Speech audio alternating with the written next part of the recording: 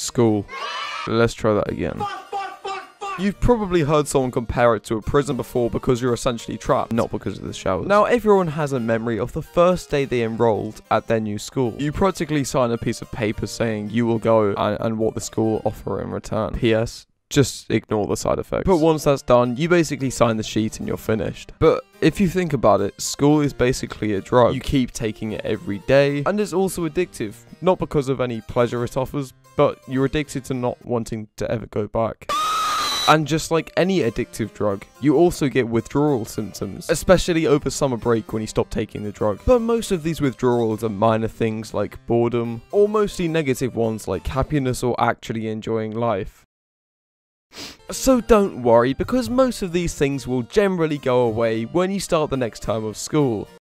It's important to only bring the most vital things to school, they say, as one of the conditions of taking the school drug. So pack the important things that occupy your daily life. You know, things like water, food, pencils, pens, paper,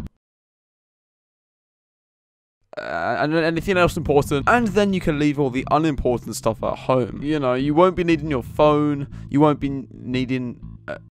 I give up. A great benefit of school is that if you didn't understand something like how to properly take the drug, help was always there. People were quite kind. The teacher would say in a calm tone that you shouldn't be afraid to ask for help. Hi, I have a question. Shut up, no talking aloud.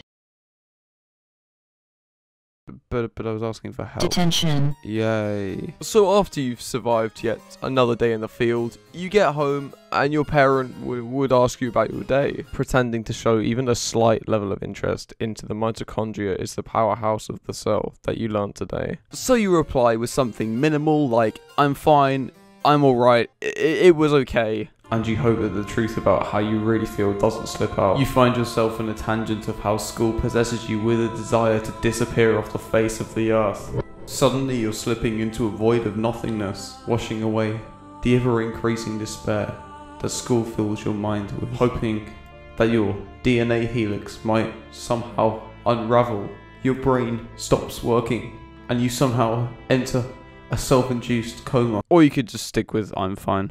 An unfortunate reality of the school system is that you might have to interact with another human being, which opens you up to the risk of someone possibly telling you a boring story or a bad joke. So you go home feeling all hot and flustered and make a promise to yourself that you're never going back to that school again. Ever. You can't think of anything worse. Like, you'd rather run a marathon or even get hit by a bike. Then you go to sleep, wake up, and go back to the same school the next day. Now that's self-betrayal. But when you're nearing the end of your school prescription, you realise that school has kindly prepared you for the outside world. You're ready to adventure out on your own, free and unhinged. Yay, I'm done with school. Excuse me. Hello. You are going to jail because you did not pay tax number 28,384, which school never taught you about.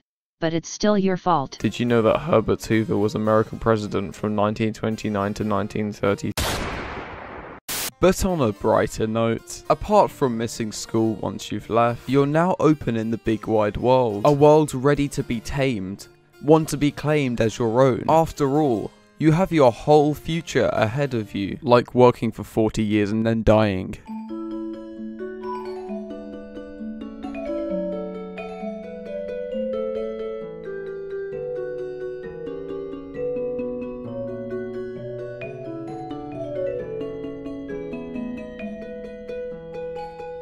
Can I go to school, please?